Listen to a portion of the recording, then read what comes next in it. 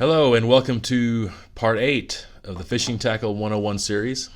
I have talked quite a bit about color in this series so far, but I want to recap color.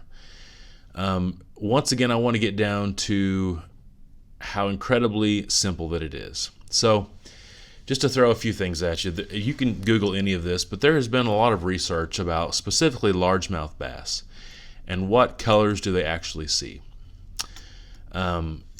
And it's pretty interesting. But basically what they figured out was how humans see red, green, and blue color spectrum. Largemouth bass really just see red and green. The blue part of that spectrum they don't see. So to boil it down to you, through all their testing and research, they figured out that bass clearly see red, they clearly see blue, and in between that spectrum. Now, what does that mean for color choices? Well, like I talked about, I believe in the very first video of this series, that most lure design, most color design, paint jobs on lures, all that kind of stuff is made to catch you, not really made to catch the bass or to catch the fish that you're going for. In largemouth bass specifically, whether it's blue or whether it's purple probably doesn't mean anything. Okay, whether it's orange or whether it's pink probably doesn't mean anything. Maybe it comes, they see it a little bit differently. But you really don't need to overthink it when it comes to colors. So let me just give you a few examples of what I'm talking about here. Really, fish are going to see, or specifically largemouth bass, and probably it's going to be very similar with all fish, but the study was actually about largemouth bass. But they basically see 4 colors, okay? Like I mentioned, red and green, and then bright and dark. So anyone who fished or who fishes knows that black is a good color, that white is a good color. Well, if they don't really see the color white or the color black, why is it a good color? Well, obviously they can see it. It's not like it's invisible to them or camouflage. But the point being that the color itself doesn't mean a whole lot to them. So let's say that you're throwing a black lure, like say a black soft plastic worm, and you're throwing a dark blue soft plastic worm. What does that look like to the fish? Well, more than likely it looks exactly the same. It just looks like a dark a dark object. They don't see blue. They don't see black. Maybe it looks gray or maybe it looks black, but the point is it doesn't have any color. So the blue doesn't look blue in contrast to the black. It just looks the same. More than likely, based off the results that I'm talking about, a dark purple would be the exact same.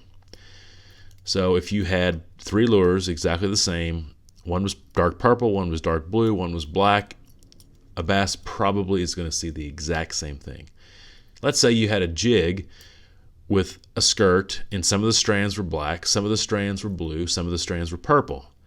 What does that bass see? Probably 1 color. Doesn't see 3 colors. Now, a very common lure color in the world is black and blue. It works great. Is there a whole lot of difference between solid black and blue? Probably not. Maybe a slight difference, but more than likely it's the same thing. They couldn't tell you. They're basically colorblind to those colors. Now, if you threw a black and blue jig and a red jig, they could clearly tell that there's a difference, okay? If you threw a green jig and a red jig, obviously same thing. So they see red, they see green, they see dark. They don't see the differences in the dark colors, but they see dark. And they also see bright. So I'm going to classify white as a bright color, okay? I'm not talking about silver or a shad type of a bluish, silvery white, but I mean just like pearl white or just like bright white. They definitely see that. Okay. But what if it was chartreuse? So chartreuse is another bright color. It's got a little bit of yellow in it, obviously. More than likely, a largemouth bass couldn't tell the difference between bright white and chartreuse. Maybe they can. Maybe that little bit of green that's in there is going to make it a little bit different. I'm going to say they probably see the same thing. But potentially, if it is different, it's not that much different. So if you had a spinnerbait with a skirt that was solid white, and then you had another spinnerbait with a solid chartreuse skirt, and then you had a third one with half chartreuse, half bright white, more than likely the bass doesn't see a big difference. So you can really boil the colors down to what bass see into 4 colors. Reddish, let's just say, greenish, bright colors of all kinds, and black colors of all kinds. I'm sorry, dark colors. Red, green, bright, dark. So what's the point of knowing that? Well, if you're going after a bait that's red, then you're going to have some kind of knowledge there that's going to help you. If you are fishing, let's just say, in 50 feet of water and you throw red down there, the water clarity is going to make that where they can't even see red. So that's the second thing that I want to bring up. When you are holding a lure and looking at it in the light of this room, or if you're looking at it in the sunlight especially, it looks totally different than what it looks like under the water, okay? We've talked about water clarity. You understand that water is, how clear it is or how muddy it is, it has a beginning. That's your water clarity. And then the amount of sun, the amount of current or wind, all those things we're going to add to or subtract from the water clarity. Also, the further down you get in the water, the deeper, obviously the further away from the light that it is, and there's less light penetration, so it's darker. And colors, when they're not being reflected by light, are going to look different. So red, for instance, loses its color quicker than probably any color. So you have a bright red crankbait, let's say, at 10 feet. It probably still looks red underwater, but it's starting to get a lot duller. At 20 feet, I don't think that, based on the evidence that I've seen, that it even looks red anymore. More than likely, at 20 feet, that red crankbait just looks gray. Okay, so even though a bass can see the color red, at 20 feet, they can't see anything. It looks gray. Yellow or orange is going to go a little bit deeper before it loses its color.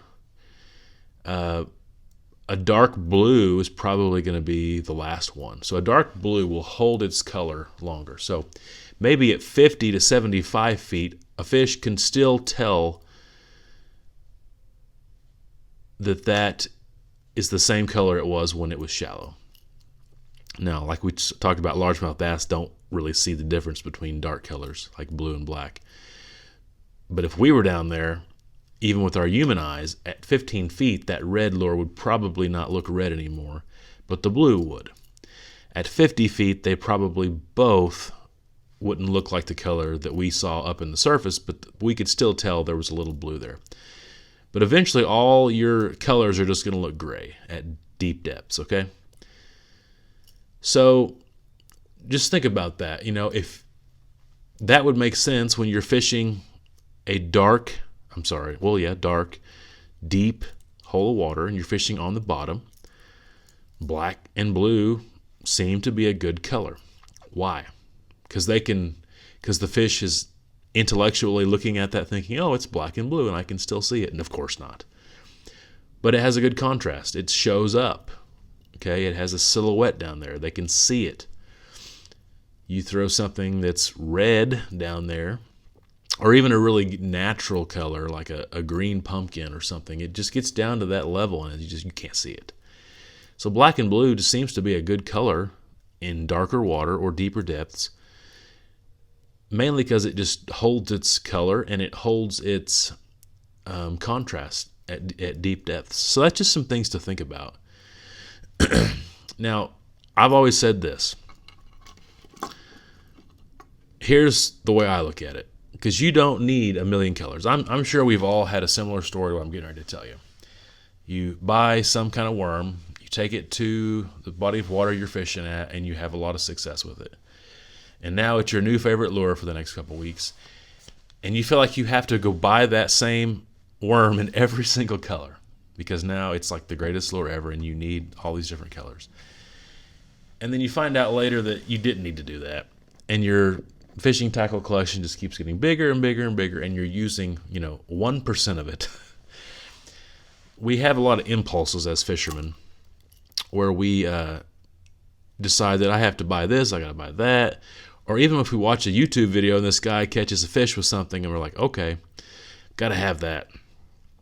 Got to buy that because look what he did. I've done that myself, so I'm not trying to put anybody down. I've been there myself. Or maybe we've always used this color, but then our buddy was with us and he used a different color, and we visibly watched it work, and now we have to have that color. And before we know it, we have every color of that particular beetle spin or something. So how do you boil this down?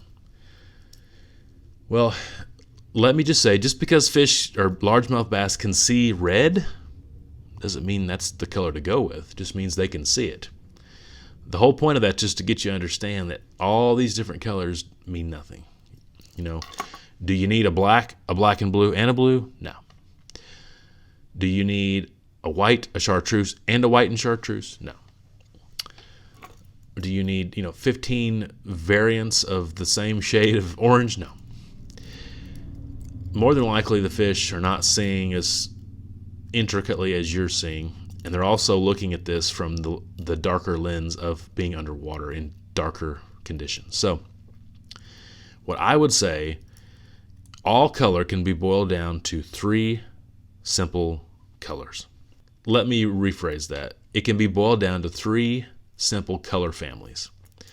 The first one is natural, like I've talked about. So whatever the bait is, the forage that you're going for, match the hatch. If you're fishing and the number one bait fish that your game fish is feeding on is threadfin shad or gizzard shad, then go with some type of grayish, bluish, not really blue, but grayish and white looking silvery type of color, because that's natural.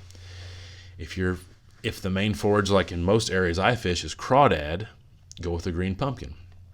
Green pumpkin's also really good for bluegill. But whatever looks natural, okay, that's your natural color. If you're fishing the same body of water all the time and you never move, then you just have the one color. Maybe it's just green pumpkin. But if you're fishing many different species in many different places, then your natural color could be 15 to 20 different things, because you're fishing different places for different fish. But basically, whatever you're fishing for, whatever the bait fish is, go natural. Now, if natural's not working, go with one of 2 things, either bright or dark. Okay? Why would you go with bright or dark? Well, if natural's not working, they're not picking it up. It's not that it looks inaccurate. It's not that they're sitting there thinking, that looks 85% correct that it's a crawdad, but I'm not so sure. The bass are reactionary. They're not thinking it through. They just go on instinct. So more than likely, they're just not picking it up, and they can't see it. Okay? So either bright or dark. It really doesn't probably matter if it's white or chartreuse. I personally think chartreuse is more of an amplifier, and it probably is going to jump out even more than white. But if bass can't see the difference, then it might just be me. But let's just say that you're fishing for, let's just say, largemouth bass in a river, and you know the main forage in that particular area is bluegill, okay? And you have a great spinnerbait with a bluegill color, kind of a green pumpkin, maybe with a little bit of blue or orange or something in there. And usually it does great, but on this particular day, it's just not working because maybe it's cloudy. Maybe there's some wind or a lot of current. Maybe the water's just muddy. Whatever the case, well, move away from what's natural in that case to a bright color. Go with a white, a chartreuse, or maybe a combination. Go with something bright.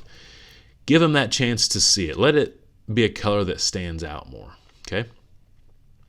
More than likely, that's all you're going to have to do, and you're going to catch it. So keep with that same spinnerbait, but just go with a white and chartreuse spinnerbait.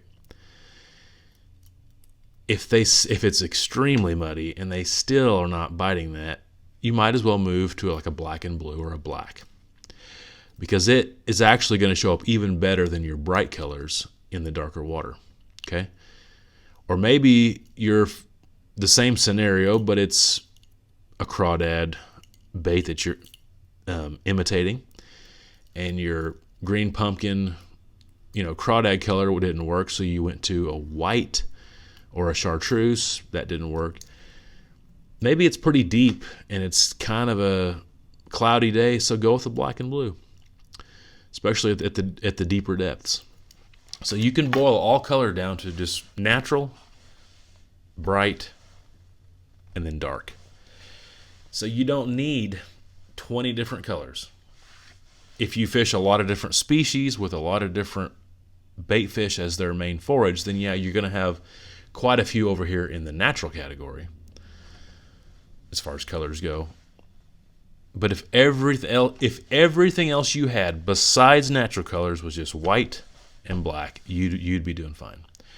Or if it was everything besides natural colors was just chartreuse and black and blue, you are doing fine. So you could literally boil it down, if you wanted to, green pumpkin, white, black. Okay? Color is very, very simple. And you're going to save yourself a lot of dollars if you don't go crazy with the color. And more than likely, you can narrow it down to those three colors, and you'll never have to buy another lure for a long time, because if you're like me, you've already bought way too much, and you're never going to exhaust the amount of lures you have in the first place. So hopefully this has been interesting to you. So until next time, take care.